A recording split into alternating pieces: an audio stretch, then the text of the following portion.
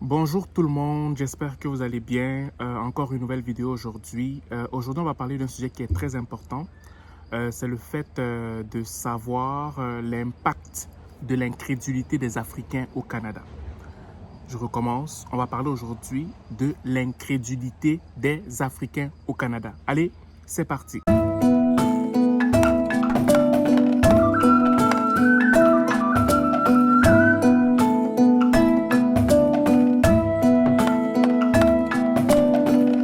Bonjour tout le monde. Encore une fois de plus, on se voit. J'espère que vous allez bien, que votre journée se passe très bien ou votre soirée. Aujourd'hui, quand je conduisais, je pensais vraiment à ce que c'est que l'incrédulité et quel est l'impact de l'incrédulité de mon peuple africain au Canada en fait. Donc je roulais, je me suis dit quand je vais rentrer, je vais faire une vidéo vraiment sur l'incrédulité des Africains au Canada. Et connaissant mon peuple, bien avant de parler de l'incrédulité, je tenais à dire quelque chose. Quand on dit que quelqu'un est incrédule, ce n'est pas une insulte, c'est un état d'esprit. Je recommence. Quand on dit que quelqu'un est incrédule, parce que je vous connais, vous allez commencer à dire que je vais insulter les Africains. Vous êtes très fort là-dessus. C'est pour ça que je préfère mettre des points sur les i bien avant de commencer ce que j'ai à dire. Quand on dit que quelqu'un est incrédule, c'est un état d'esprit. C'est un état d'esprit d'une personne qui est toujours en train de remettre les choses en question, en train de douter même quand les choses sont évidentes dans un cas de figure bien spécifique. Je recommence. Quand on parle d'incrédulité, c'est un état d'esprit d'une personne qui est toujours en train de remettre en cause certaines choses dans un cadre bien précis. Je prends un exemple. Quelqu'un peut être incrédule sur le plan spirituel en disant par exemple que Dieu n'existe pas, même s'il voit les évidences de Dieu dans sa vie. Je recommence. Quelqu'un peut être incrédule en disant que Dieu n'existe pas, même s'il voit les évidences de Dieu dans sa vie. Je te prends encore un exemple plus précis. Dieu peut exaucer quelqu'un aujourd'hui. Demain, il doute encore de l'existence de Dieu dans le même domaine. Ça, on appelle ça l'incrédulité. Quelqu'un qui doute des choses qui sont évidentes et dont les preuves ne sont plus à faire.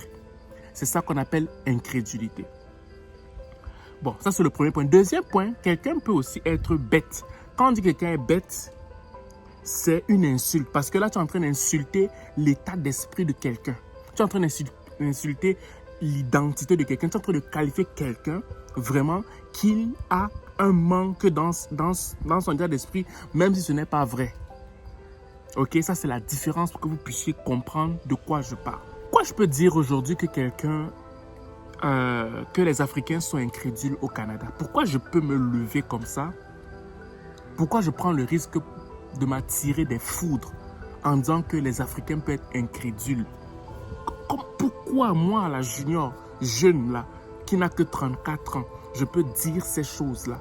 Sur quoi je me base pour dire que les Africains sont incrédules? Sur quoi je me base pour pouvoir sortir de tels propos afin de mettre en garde mes jeunes frères qui m'écoutent, qui sont au Canada déjà, mais qui sont encore jeunes, ou mes jeunes frères qui arrivent, ou des familles qui arrivent pour dire que les Africains sont incrédules au Canada? Pourquoi je me base là-dessus? Eh bien, je vais vous le dire pourquoi. Je vais vous dire pourquoi.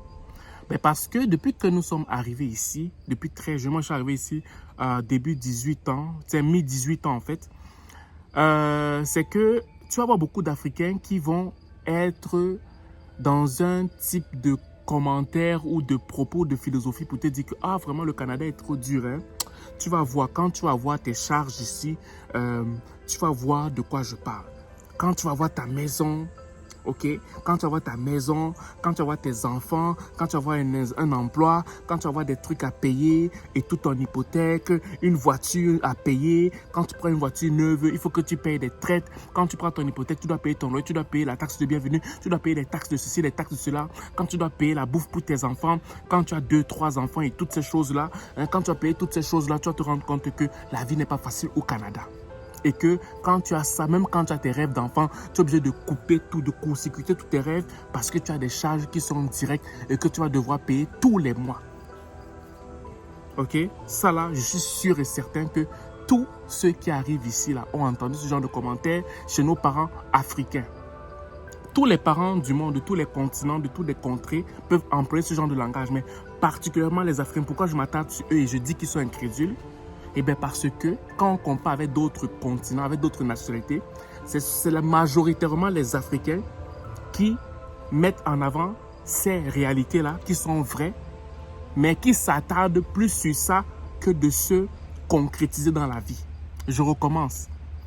Ce sont beaucoup plus les parents africains qui mettent en avant ces réalités qu'on ne peut pas douter, mais qui se basent dessus pour ne pas se réaliser dans la vie. Alors que c'est possible, malgré toutes ces réalités, de se réaliser dans la vie. Pourquoi je dis que c'est possible? Parce que je suis dedans aussi. Voiture, j'ai voiture. Maison, j'ai maison. Enfant, j'ai enfant. Femme, j'ai femme. Mais j'ai quand même la force et la capacité de pouvoir me réaliser. Pourquoi? Pourquoi, malgré tout ce que les parents disent avoir là, ils ne se réalisent pas? Et moi, j'ai aussi la même chose que les parents disent qu'ils ont là, mais je décide de me réaliser. Je ne suis pas encore entré dans la réalisation, mais selon ce que je vois, quand je fais une lecture générale, je me rends compte que je peux quand même me réaliser. Pourquoi? Parce que c'est la prédisposition intérieure. C'est ici dedans. C'est la prédisposition intérieure. Beaucoup de parents, quand ils arrivent ici, ils ont décidé de ne plus se réaliser. Pourquoi? Parce qu'ils se contentent. Parce que le peu qu'ils ont, ils ne veulent pas perdre ce peu-là. Parce qu'ils se disent que non, écoute, on a déjà ça, pourquoi encore aller chercher plus? Ça, on appelle ça l'incrédulité. Parce que tu vois d'autres nations, d'autres pays, d'autres parents, d'autres contrées, d'autres continents qui ont tout ça, mais ils se réalisent. Tu vas voir les parents québécois, ils ont quand même ces choses-là, ils se réalisent. Tu vas voir les parents italiens, ils ont quand même ces choses-là, ils se réalisent. Tu vas voir les parents indiens, ils ont quand même ces choses-là, ils se réalisent. Pourquoi les parents africains, ça traîne toujours la patte? Pourquoi? Parce qu'ils se contentent, parce qu'ils sont incrédules. Ils voient comment les autres contrées se réalisent, mais eux, ils décident de se contenter. Et s'ils s'arrêtaient juste à ça, c'est correct. Mais non, s'ils ne s'arrêtent pas à ça, qu'est-ce qu'ils veulent faire? C'est qu'ils commencent à conseiller leurs enfants dans le but de toujours être dans le contentement. Je recommence. Les formations qui vont vous pousser à faire là, ok? Les aspirations qui vont vous pousser à faire là, ok?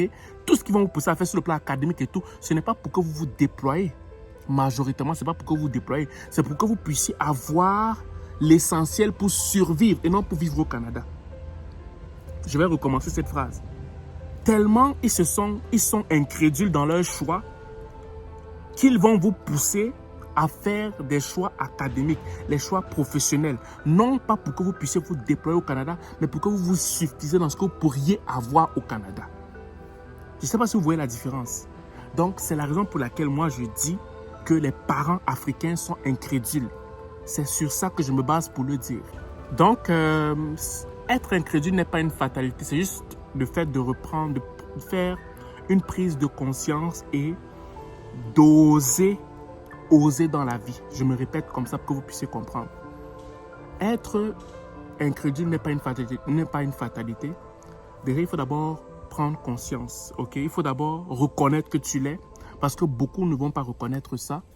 Et après avoir reconnu que tu es incrédule, tu commences à décider de changer maintenant. Ok? Tu pourrais te dire que tu n'as plus besoin de plus que ce que tu as. Fine. Mais change au moins dans les conseils que tu donnes à tes enfants. Parce que c'est la génération de demain. Parce que c'est eux qui peuvent lever la tête des Africains ici au Canada. Si tu dis que toi, tu es à l'aise dans ce que tu as, très bien. Mais n'hypothèque pas les enfants, la façon dont les enfants pensent, la façon dont ils se projettent par rapport aux nouveaux métiers qui sont en train d'être mis en place. Pourquoi? Parce que toi, tu as décidé d'être dans ta façon de penser et tu veux aussi amener tes enfants dedans. S'il te plaît, papa, je t'en supplie. L'Afrique a besoin des hommes forts et des femmes fortes aussi au Canada pour qu'on puisse aussi lever la tête parmi toutes les autres nations qui s'y trouvent. Donc, le fait de pouvoir sortir de l'incrédulité est un choix que tu peux faire. Mais si tu ne veux pas faire ce choix, s'il te plaît, n'hypothèque pas les enfants par rapport au potentiel qu'ils ont, par rapport à ce qu'ils peuvent avoir au-delà de ce que tu leur donnes comme conseil, non pas dans le but qu'ils se déploient, mais dans le but qu'ils se contentent dans ce qu'ils vont avoir comme profession. Donc, de façon générale, c'est ce que je voulais dire aujourd'hui. Ce n'est pas une longue vidéo. Je voulais simplement mettre en garde les parents qui viennent que si vous avez un idéal quand vous arrivez au Canada, c'est très bien. Mais je vous encourage à être un peu ouvert d'esprit. Parce que La réussite au Canada ne dépend pas de ce que tu vas avoir, mais ça dépend de la comparaison d'autres personnes qui ont réellement réussi au Canada. Je recommence. La réussite d'une personne ne dépend pas de ce que toi tu as, mais ça dépend de du critère de sélection. Donc, ce qu'on décide, ce qu'on considère comme réussite par rapport à d'autres nations, par rapport aux critères du Québec, par rapport à l'échelle qu'on donne, par exemple, pour le salaire moyen, pour les avoirs moyens qu'une personne qui dit avoir réussi est censée avoir. C'est sur ça qu'on se base. Donc, quand tu viens au Canada, généralement, il ne faut pas te contenter de ce que toi, tu décides d'avoir ou bien de ce que tu décides de t'accaparer pour dire que tu as réussi. Ça peut être un choix. Mais celui qui veut aller au-delà va se baser sur ce que le Canada décide comme chiffre, comme une personne qui a telle ou telle chose pour dire que bon, cette personne a réussi. Ou bien cette personne est dans la classe, excusez-moi, dans la classe moyenne, dans la classe pauvre, dans la classe moyenne, mais dans la classe des personnes hautes classées. C'est le critère du Canada qui décide et non tes propres critères. Mais si tu décides de marcher selon tes propres critères, c'est pas grave. Mais si toi, tu décides de marcher selon tes propres critères et que tu amènes d'autres à marcher selon tes critères, là, tu deviens incrédule. Parce que tu connais la vérité et tu veux hypothéquer les autres. Mais par contre, si tu décides de marcher selon tes propres critères et que tu ne bloques pas quelqu'un qui va aller au-delà de tes critères, là, tu es juste. Moi, c'est tout ce que je vous demande. Donc, toutes les personnes qui viennent, les autres familles qui viennent, les autres parents qui viennent, les enfants qui viennent, si vous avez décidé de marcher selon vos critères, ne bloquez pas ceux qui viennent en leur donnant les mauvais conseils afin qu'ils ne vous dépassent jamais parce que vous savez intérieurement que vous n'avez pas respecté ce qu'il fallait respecter pour aller au-delà des critères que le Canada donne pour être de la classe, parmi la classe des personnes qui sont vraiment élevées, s'il faut le dire comme ça en fait. Moi, c'est tout simplement, c'est ça que je vous demande. Laissez ceux qui viennent se déployer eux-mêmes. Si vous ne voulez pas, si vous êtes jaloux, bien si vous êtes, vous avez un sentiment d'infériorité parce que vous avez peur qu'on vous dépasse, laissez-les qu'ils aillent eux-mêmes faire leur propre expérience. Mais si vous sentez que quelqu'un vous dépasse et que vous leur donnez des mauvais conseils, ils vont s'en rendre compte à un moment donné. Hein, puis vous n'allez plus être des amis, vous allez vraiment être une mauvaise expérience pour ces personnes qui viennent juste d'arriver en fait. Donc, je répète encore, pour ceux qui viennent, si toi tu juges que tu as fait un choix dans ta vie et que peut-être que tu as peur que quelqu'un te dépasse, mieux vaut tu laisses la personne faire ses propres expériences que de lui donner des conseils qui vont l'enterrer. Ok? Mais par contre, si tu veux aider quelqu'un, donne-lui des bons conseils. Donne-lui des bons conseils. Au pire des cas, donne des directives à la personne. Dis, écoute, moi, j'ai fait mes propres expériences au Canada. Je te pousse à aller faire tes propres recherches pour que tu puisses te déployer toi-même. Ça, c'est déjà un très bon conseil que d'enterrer ces personnes-là. Donc, c'est ce que je voulais vous dire aujourd'hui, chers parents. J'espère que je n'ai choqué personne parce que mon but, ce n'est pas de choquer. Et je le répète encore, être incrédule n'est pas une insulte, mais un état d'esprit. Être incrédule n'est pas une insulte, mais un état d'esprit. Mais être bête, ça c'est un exemple, ça c'est une insulte parce que là tu es en train de rabaisser l'estime intérieure d'une personne en fait. Donc c'est ce que je vais vous dire la famille. Sur ce, passez une belle journée ou une belle soirée dépendant de vous m'écouter.